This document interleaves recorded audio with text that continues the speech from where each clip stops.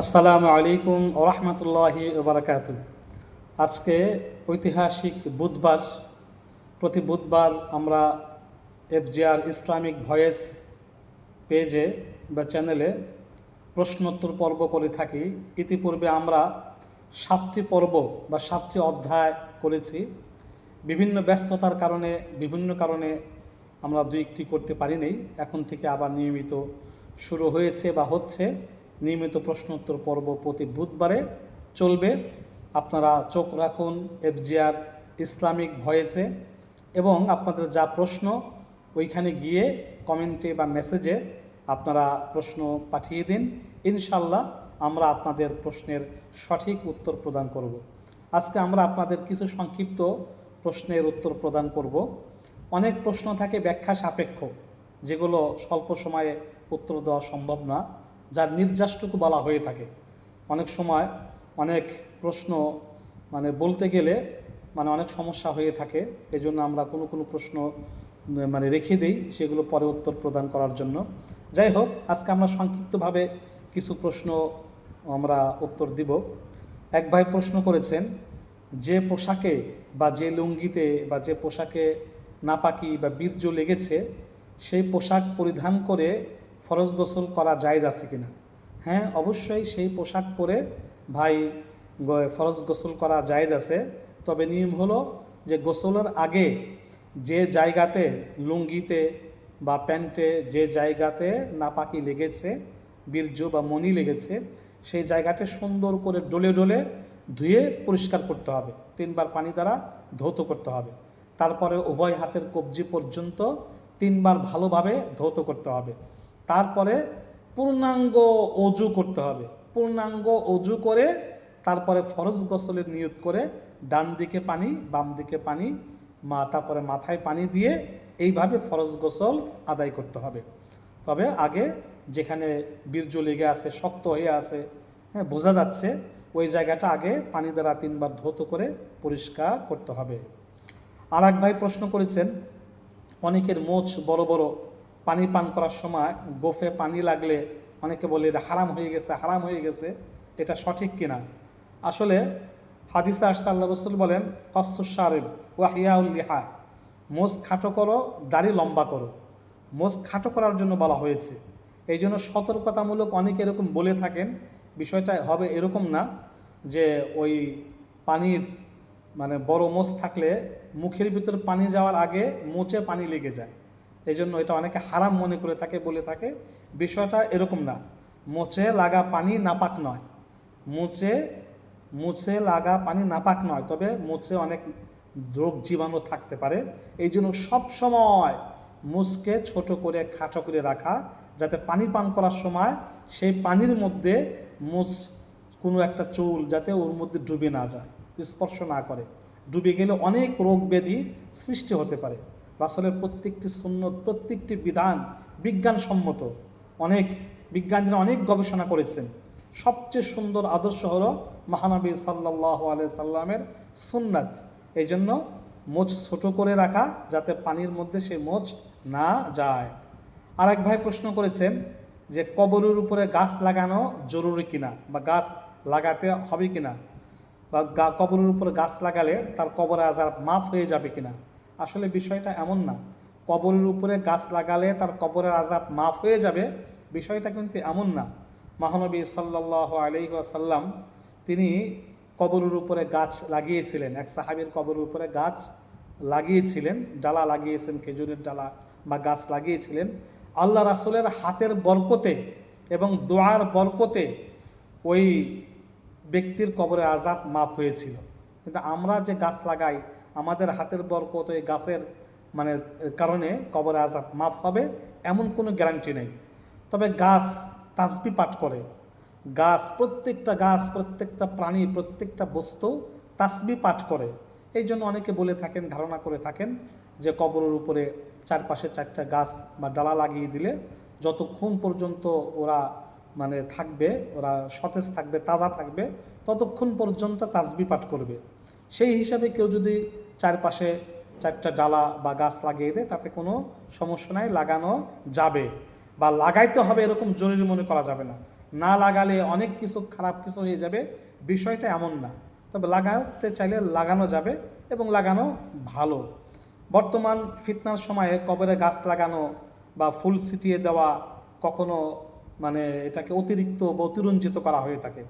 তবে কোনো অবস্থাতে কবরে ফুল ছিটিয়ে দেওয়া এটা রাসূলের আদর্শ না। ফুল ছিটিয়ে দেওয়া বা কবরের উপরে ফুল রেখে দেওয়া এটা কাফের বেঈমানদের রীতিনীতি।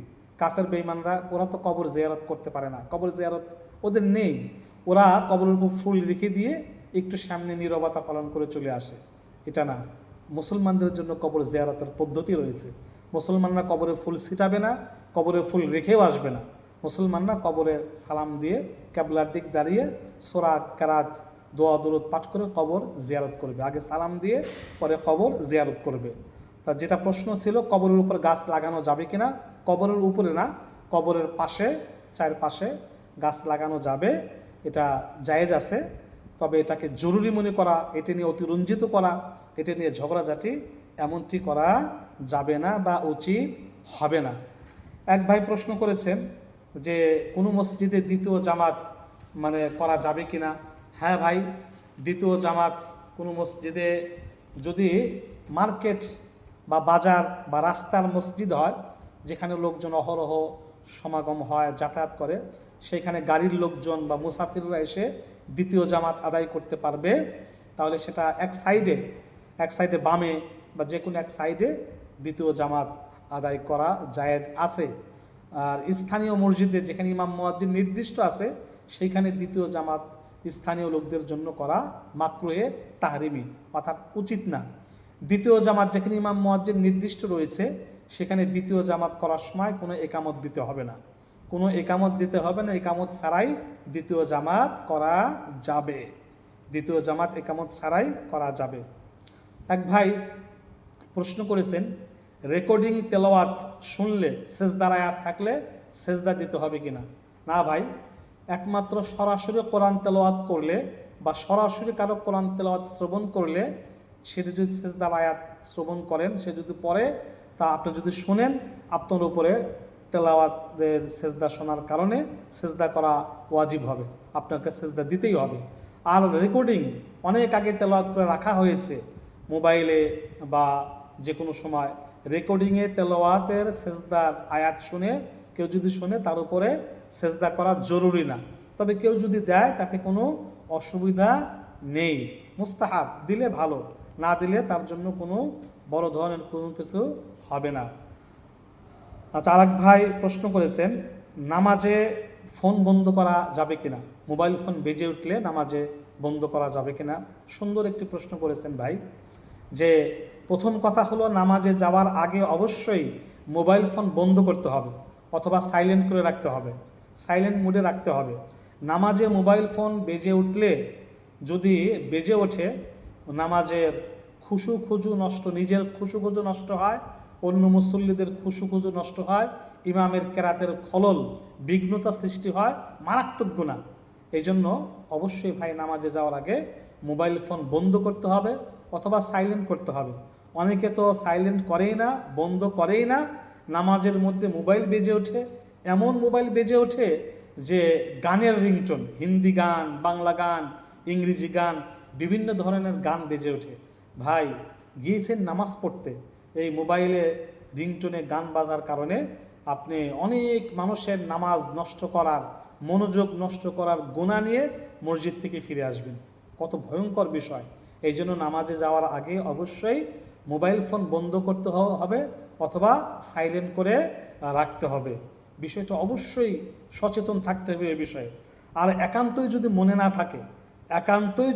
না থাকে, তাহলে এক হাত নামাজের অর্থাৎ নাভির নিচে রেখে যে কোনো এক হাত দ্বারা মোবাইল বের করে বা মোবাইল বের না করে টিপ দিয়ে মোবাইল রিংটোন বন্ধ করতে হবে। এক হাত দ্বারা, দুই হাত দ্বারা করা যাবে না, তাহলে আমলে কাসের হয়ে যাবে, নামাজ ভেঙে যাবে। এক হাত দ্বারা মোবাইলের রিংটোন বন্ধ করা যাবে, তবে কোনো অবস্থাতেই কে ফোন দিয়েছে এটা দেখা যাবে না, তাহলে সাথে সাথে নামাজ বাতিল হয়ে যাবে। অনেক ভাই আছে রিংটোন বন্ধ করার সময় মোবাইলটা এক হাত দ্বারা বের করে এক নজর দেখে যে কে ফোন দিয়েছে। এরকম যদি দেখে সাথে সাথে তার নামাজ ভেঙে যাবে, বাতিল হয়ে যাবে। নাম দেখলেই নামাজ বাতিল হয়ে যাবে।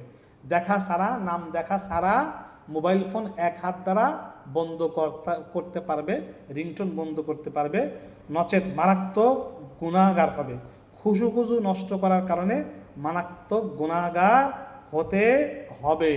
এই বিষয়টা খেয়াল রাখতে হবে। বন্ধ করা যাবে এক হাত দ্বারা, আমলে কাসির করা যাবে না।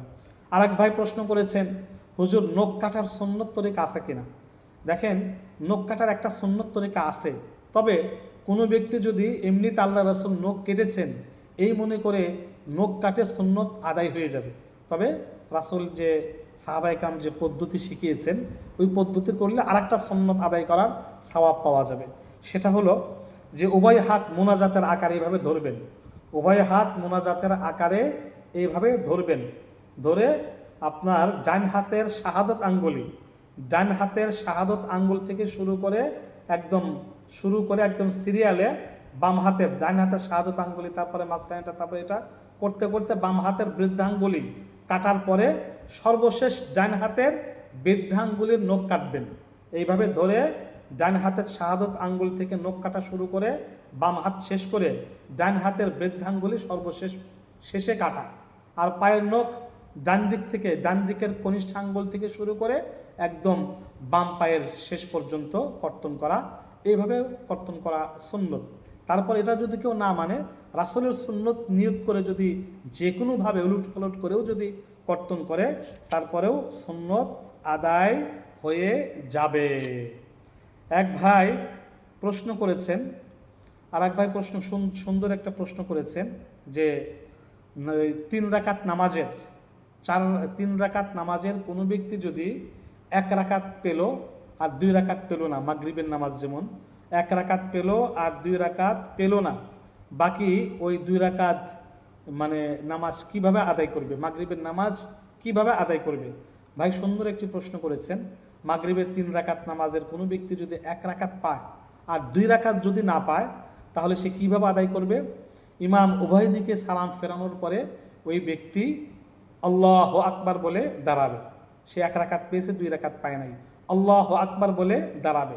দাঁড়িয়ে প্রথমে সানা পাঠ করবে, তারপর আউযু বিল্লাহি মিনাশ শাইতানির রাজিম, তারপরে বিসমিল্লাহ, তারপরে সূরা ফাতিহা, তারপরে আমিন বলে বিসমিল্লাহ বলে আরও একটা সূরা পড়বে। পরে রুকু সিজদা করে বসবে।